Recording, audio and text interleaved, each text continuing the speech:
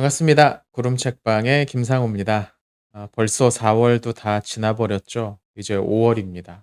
야, 이렇게 시간이 빠릅니다. 나이를 먹어서 그런가요? 점점 시간이 빨라지는 것 같아요. 근데 하긴 뭐 어렸을 때도 뭐 그런 생각들 많이 했으니까.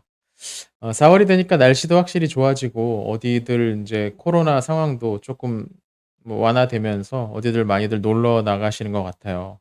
여러분, 그러시면 안 됩니다. 날씨가 좋을 때는 집에서 책 보셔야 됩니다. 책 보기 좀 좋지 않습니까? 덥지도 춥지도 않고. 지난 한 달 동안 여러분 책 많이 보셨는지 모르겠습니다. 오늘은 제가 4월 한 달 동안 제가 읽었던 책 이야기 잠깐 여러분에게 소개해 드리려고 합니다. 4월에도 뭐 이런저런 책들을 여러 권 읽었던 것 같아요.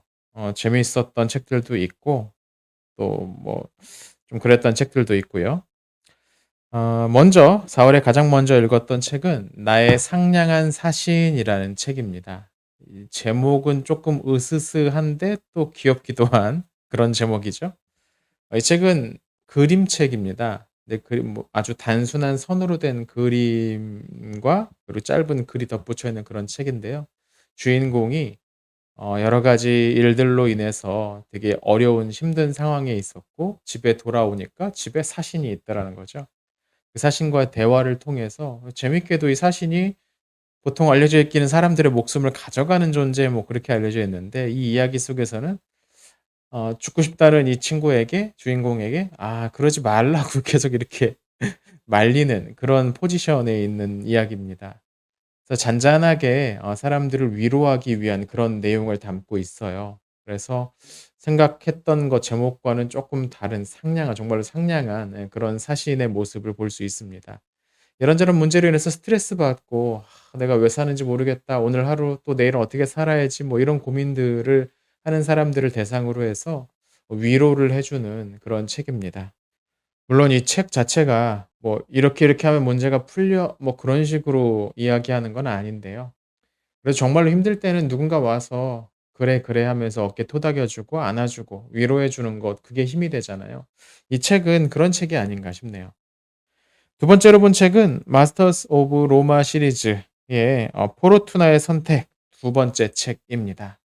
로마를 지배했던 술라가 드디어 세상을 떠나고 인제 젊은 폼페이오스 또 카이사르 뭐 이런 사람들의 시대가 조금씩 밝아오는 그런 전환기의 이야기를 담고 있습니다. 뭐 이 책은 제가 앞에서도 이 시리즈에 관해서 계속 이야기했지만 너무 재밌습니다. 이 책도 한 500 페이지 넘는 것 같은데 정말 순식간에 읽어 버렸던 것 같아요. 역사, 특히 로마 역사 좋아하시는 분들이라면 정말로 재밌게 읽어 보실 수 있는 책일 것 같습니다. 그다음으로 본 책은 우리 그리고 집이란 책입니다. 우리 집. 이게 그냥 읽으면 우리 집, 내 my home 뭐 이런 의미이기도 하지만 우리 다음에 쉼표가 찍혀 있어요. 우리 집. 그러니까 이 우리라는 말에는 우리, 너, 나, 우리 할 때 위라는 의미도 있지만 동물들이 사는 곳 그 우리, 동물 우리 뭐 이런 의미도 있잖아요. 그래서 이 책은 그 동물들의 집을 소개하는 그림책입니다. 근데 그 그림 자체가 되게 재밌고 위트가 넘칩니다. 예를 들어 무슨 강아지가 개 그레이하운드 같은 게 러닝머신에서 막 열심히 뛰고 있고 뭐 이런 인간과 어떤 의인화된 동물들이 집에서 사는 모습들을 쭉 그리고 있습니다. 근데 가장 마지막 장에는 반전이 있죠. '그렇게 사는 게 정말로 이 동물들의 진짜 집일까?'라는 고민을 한번 해 보게 만드는 그런 책입니다. 인간과 동물이 함께 살아가야 되는 공간인데 이 부분에 대해서 어렸을 때부터 좀 한번 생각해 보게 만드는 그런 괜찮은 책이 아닌가 싶네요. 역시 어른들이 읽어도 좋을 것 같고요. 다음으로 본 책은 책의 미로 책의 지도라는 책입니다. 책 읽기가 생각보다 쉽지 않은 거 압니다. 저도 압니다. 책을 읽는 게 어려운 이유들 중 하나가 뭐냐면 '어떤 책을 어떻게 읽어야 될지 모르겠다.'라는 거예요. 하루에도 정말 수십 종 수백 종의 책들이 쏟아져 나오는데 그중에 내가 읽어야 될 책은 뭔지 또 어떤 책이 좋은지 나쁜지 뭐 이런 것들 구분이 안 되잖아요. 그래서 이 책은 바로 그런 어려움들을 인정하면서 어떻게 책을 읽어 나가면 될까를 도와주는 책입니다. 또 이 책은 기독교적 배경을 가지고 있는 저자가 썼기 때문에 특별히 여러 분야에 있어서 저자가 추천해 줄 만한 책들의 목록이 잔뜩 실려 있습니다. 적지 않게 독서하신 분이 썼기 때문에 이 도서 추천 목록만 가지고 있는 있어도 꽤 이 책을 읽는 성과 가운데 하나가 아닐까라는 생각이 드는 괜찮은 책이었어요. 그다음으로 본 책은 빛이 매혹이 될 때라는 책입니다. 제목이 예쁘죠. 표지도 예쁩니다. 그러니까 파스텔 컬러의 그 핑크와 블루가 이게 섞여 있는 색깔도 예쁜데요. 이 책은 물리학자가 쓴 책입니다. 빛이 매혹이 될 때. 사실 물리학과 빛은 굉장히 밀접한 관련이 있거든요. 빛이 무엇인가를 분석하고 연구하는 것이 뭐 광학이라고 하죠. 이 물리학의 중요한 한 분야이기도 하고 오늘날 최첨단의 물리학의 그 영역에서 이 빛과 관련된 내용들이 참 많습니다. 근데 뭐 이 책은 그렇게 어렵게 쓴 물리학 소개서가 아니라 그 빛과 관련된 물리학의 이야기를 화가들의 작품과 연결지어서 설명하는 재미있는 시도를 담고 있습니다. 그러니까 물리학과 미술을 조합한 그런 책이라고 할 수 있겠죠. 어 일단 시도가 신선하고 또 여러 도판들 속에서 정말로 이 예술가들이 빛을 어떻게 설명했는지 빛에 어떻게 집중했는지를 읽어내는 것이 재미있습니다. 또 틈새 사이사이에 이 저자의 어떤 물리학적 배경들도 이렇게 살짝 소개하고 있어서 두 배의 즐거움, 책 읽는 즐거움 또 유익이 있는 책이 아니었나 싶습니다. 다음으로 본 책은 공감병이라는 책입니다. 공감병. 공감이 병이 된다는 거죠. 우리가 다른 사람들한테 공감한다는 거 이거 대단히 사회생활할 때 중요한 덕목이긴 한데 이것이 지나치게 되면 또 그게 문제일 수 있다는 겁니다. 이 책의 저자는 분쟁 지역에 들어가서 그 분쟁 지역을 어떻게 재건할지 뭐 이런 운동하는 그런 기관에서 일하는 사람인데요. 자신의 경험을 따라서 실제로 공감이 많은 문제를 일으키기도 한다라는 이야기를 합니다. 예컨대 어떤 내전이 벌어질 경우 서로가 서로에 대해서 원래 같은 민족 같이 살았던 사람들인데 원수보다 더하게 서로를 미워하고 적대시하죠. 그 이유가 뭐냐면 내 편, 나와 가까운 사람한테 지나치게 공감했기 때문이라는 겁니다. 저 사람이 나에게 문제를 일으키진 않았지만 이 사람에게 우리 편에게 문제를 일으켰으니까 저 사람은 나의 적이야. 이런 식으로 나선다는 거죠. 그렇게 뭐 필드에서 일어나는 큰 문제뿐만 아니라 SNS에서도 이런 문제들은 많이 일어나곤 하죠. 더 많은 공감을 얻기 위해서 더 어떤 선정적이거나 아니면 더 충격을 줄 만한 무엇인가를 자꾸 만들어내고 또 그런 공감을 얻지 못하면 또 우울해지고 하는 문제들도 있고요. 이 문제를 어떻게 해결할 수 있을지 어떤 마음가짐을 가져야 하는지를 참 차분하게 담아낸 그런 책입니다. 그렇게 내용은 어렵지 않아서요. 뭐 한번 쉽게 읽어 보실 수 있지 않을까 싶네요.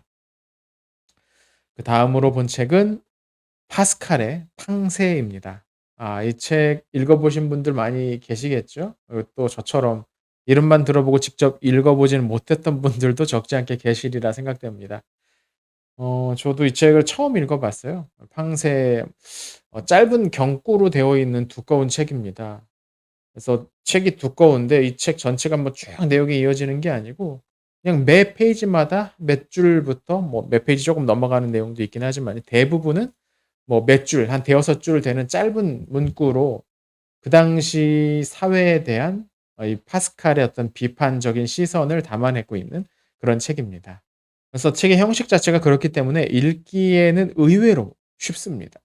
많은 것들은 그 당시 어떤 권력을 가지고 있었던 왕족들, 귀족들, 또 교회, 이 당시에 그 가톨릭 교회가 프랑스에서도 적지 않은 권력을 가지고 있었으니까요. 이런 권력자들의 허위 의식에 대한 어떤 비판적 의식을 담고 있습니다. 근데 또 그렇게 뭐 어떤 비판적이기만 한가 그렇지는 않고요. 저자 자체가 또 기독교 신앙에 충실한 사람이어서 어떤 것이 진짜 신앙인지 뭐 이런 고민들도 담고 있는 그런 괜찮은 책이었습니다. 물론 이 책 자체가 뭐 어떤 처음부터 이렇게 쭉 이어지는 그런 내용이 아니라서 일부 내용들은 '이건 무슨 뜻이야?' 싶을 정도의 그런 낙서 같은 것들도 그냥 다 번역을 해 뒀어요. 그래서 두꺼운데 생각보다 읽기가 어렵지 않습니다. 한번 도전해 보시는 것도 괜찮겠습니다. 어디 가서 황새를 들고 다니면서 읽고 있다. 왠지 멋있어 보이지 않습니까? 그다음으로 본 책은 나를 사랑하지 않는 사람에게라는 책입니다. 이소 시인이 쓴 이 책은 뭐 에세이인데요. 작가겠죠 인제 여기서는. 어 사실 그냥 책 제목이 흥미로워서 골라 들었던 책인데요. 내용이 약간 재밌기도 하고 주인공의 하는 이야기에 공감이 되기도 하면서 '왜 저래?' 싶기도 하고 때로는 응원하게도 되고 말리고 싶기도 하고 되게 재밌게 썼습니다. 소설을 그렇게 많이 쓴 작가는 아닌데 물론 본업은 시인이라고 알고 있는데 꽤 재밌게 썼습니다. 자신이 직접 연애했던 이야기들, 정확히는 연애에서 실패했던 이야기들을 쭉 풀어 놓은 그런 책입니다.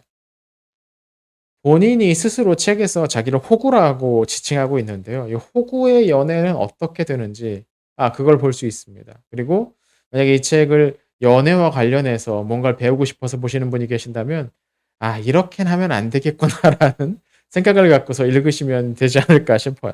뭐 그렇게 골치 아픈 생각하지 않고 요즘 사람들이 어떻게 연애하는지 그냥 가볍게 읽어 볼 수 있는 책이었습니다. 그다음으로 본 책은 C.S. 루이스의 네 가지 사랑이죠. 이건 이번 달 구름책방 독서 모임에서 같이 읽었던 책입니다. 사랑을 그리스어의 네 가지 단어를 통해서 이렇게 분석해 내는 책이죠.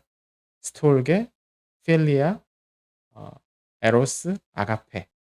각각 책에서는 애정, 우정, 그리고 뭐 에로스는 그냥 에로스, 마지막은 자비라고 되어 있는데요. 우리가 그냥 흔히 사랑이라고 말을 많이 하는데 그 사랑에도 다른 속성들이 있고 다른 성격들이 있습니다. 근데 그것들을 이해하지 못하면 '나는 사랑해.'라고 하는 것이 정말 받는 사람한테는 사랑이 아닐 수도 있고 또 이 사람과 이 사람 사이의 관계에 있어서 '이게 어떤 사랑인가.'를 제대로 분별하지 못하면 또 잘못될 수도 있거든요, 그 관계가. 그래서 이 부분에 대해서 정말로 탁월하게 분석하고 설명해 낸 책입니다. 여러분 이 책은 안 읽어 보셨다면 꼭 한번 읽어 보실 걸 추천드립니다. 다음으로 본 책은 쪼끔 오래 들고 있었던 책이에요. '하나님은 왜 폭력에 연루되시는가?'라는 책입니다. 이 책은 성경에 묘사되는 하나님에 관한 이야기가 적지 않은 부분에서 좀 폭력적인 어떤 힘을 사용하시는 그런 분으로 묘사되잖아요. 이런 부분들을 '이게 왜 그럴까? 하나님은 사랑의 하나님 아닌가?' 근데 원수에 대해서 가차없이 심판하고 공격하기만 하는 어떤 그런 모습들이 많이 닥치는 것을 쪼끔 의아하게 생각하는 사람들이 있죠. 이 책은 그 내용을 좀 풀어 놓은 책입니다. 성경에 나오는 폭력적인 하나님 또는 하나님의 폭력성 본문들을 분석을 하면서 여기에 담겨 있는 원래 의미는 어떤 것일지를 한번 추측해 보는 거죠. 사실 이 책을 다 읽고 나서도 '그럼 하나님은 폭력적이 아닌가? 폭력적인가?' 딱 결론을 내진 않습니다. 이런저런 견해들을 모아 놓고 나름대로 인제 분석을 하고 있죠. 그래서 그걸 통해서 알 수 있는 건 하나님이 인간 사회에 들어오시면서 인간들의 삶의 조건들 그 환경들에 맞춰서 자신을 계시할 수밖에 없었다. 그 과정에서 폭력적인 모습으로 보이는 일들이 일어나기도 했었다. 요 정도의 설명인 것 같아요. 이 설명에 만족하시는지 그렇지 않으시는지는 뭐 직접 읽어 보시면서 판단하시면 좋을 것 같습니다. 자 그다음은 동물의 정치적 권리 선언이라는 책입니다. 이거 제목이 흥미롭죠. 동물들에게 참정권을 주자 뭐 그런 건 아니고요. 원래 동물에 대한 학대 이야기가 많이 들리죠. 그리고 그것에 대해서 뭔가 좀 방지할 수 있는 법들이 없지는 않은데 이게 너무 좀 가볍기도 하고 그런 것들을 정말로 '동물들이 보호가 되나?' 싶을 때가 적지 않습니다.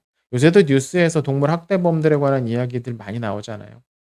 저자는 이 문제를 근본적으로 해결하기 위해서 "법을 좀 더 제대로 만들어야 된다."라고 이야기합니다. 가능하면 헌법에다가 이 동물에 관한 조항도 넣을 필요가 있다. 이게 처음 들으면 '헌법에 그런 내용까지?'라는 생각이 들기도 하는데요. 실제로 그렇게 넣었던 나라들이 좀 있다고 하더라고요. 근데 여기에 대한 반대 의견도 있지 않겠습니까? 그래서 그 의견들에 대해서 왜 그렇게 해도 좋은지 그렇게 해야만 하는지에 관해서 법적으로 논리적으로 차분하게 풀어 놓은 책입니다. 결국 '동물과 인간이 함께 살아가야 된다. 함께 살아가는 구성원 중 하나로 인정해야 된다.'라는 건데요. 이 책의 결론부에서 동의하실지는 모르겠습니다. 저 같은 경우는 완전히 동의가 되진 않더라고요. 하지만 이 책이 담고 있는 그 주제, 의도만큼은 좀 많이 공감이 됐던 그런 책이었습니다. 이건 조만간 영상 소개하는 영상을 한번 만들어 볼까도 싶거든요. 그래서 만약에 만든다면 그때 많이 봐 주시기 바랍니다. 4 월에 마지막으로 본 책은 식물의 방식이라는 책입니다. 이건 식물들이 살아가기 위해서 생각보다 다양한 일들을 한다라는 내용을 담고 있습니다. 구체적으로 서로가 협력하기도 하고요. 경쟁을 위해서 자기를 살아남기 위한 경쟁을 위해서 이런저런 조치들을 하죠. 예컨대 우리도 잘 알고 있기에 가을만 되면 낙엽이 떨어지는 이유, 단풍이 들고 그렇게 하는 이유는 겨울 동안 살아가기 위해서 불필요한 에너지를 사용할 수 있는 그런 부위들을 사전에 잘라낸다는 의미다. 뭐 이렇게 그런 것들을 알고 있죠. 근데 책에서는 뭐 그런 좀 다른 이야기들도 많이 담고 있습니다. 생존을 위해서 어떻게 살아가는지, 또 식물들이 서로 다른 위치에서 다른 환경에서 살아남기 위해서 취하는 전략들, 뭐 이런 것들을 식물학자로서 이렇게 차분히 풀어내고 있습니다. 여기서 그치지 않고 그것들을 통해서 우리가 배울 수 있는 점은 무엇인가라는 이야기들을 하고 있어요. 식물학에 대한 인문학적 접근이랄까요? 재밌는 시도였습니다. 이번 달엔 그러고 보니까 한 분야와 다른 분야를 서로 이렇게 연결지었던 책이 2 권이나 있었네요. 요새는 이런 책이 유행인가 봅니다. 저도 그런 거 하나 써 볼까요? 자, 이렇게 4 월에 제가 읽었던 책을 소개해 드렸습니다. 12 권의 책을 봤네요. 여러분은 4 월에 어떤 책을 보셨습니까? 지난달에 영상에 "여러분 어떤 책 읽으시는지 소개해 주세요. 추천해 주세요."라고 했는데 댓글 달아 주신 분이 계세요. 너무 감사합니다. 네, 그 책은 제 장바구니 목록에 들어 있고요. 시간이 되는 대로 구입해서 한번 볼 예정입니다. 이번 달에는 저희 집에 책이 지금 한 20 권이 새로 들어와서요. 책이 지금 잔뜩 쌓여 있습니다. 읽는 책이 겨우 12권 읽었는데 들어온 책은 20 권이니까 예, 이거 좀 뭔가 플러스 마이너스가 안 되죠. 사실 읽은 책 중에 도서관에서 빌려서 읽은 책들도 적지 않은데요. 열심히 밀린 책들 읽고 또 5 월에 어떤 책을 읽었는지 여러분에게 소개해 드리도록 하겠습니다. 자, 이번에도 여러분 좋은 책 있으면 댓글로 소개 부탁드립니다. 자, 그럼 한 달 동안 열심히 책 보시고요. 좋은 독서 생활 하시기 바랍니다. 저희 구름 책방 영상에도 많은 관심 부탁드리고요. 자, 오늘 영상은 여기서 마치겠습니다. 시청해 주셔서 감사합니다.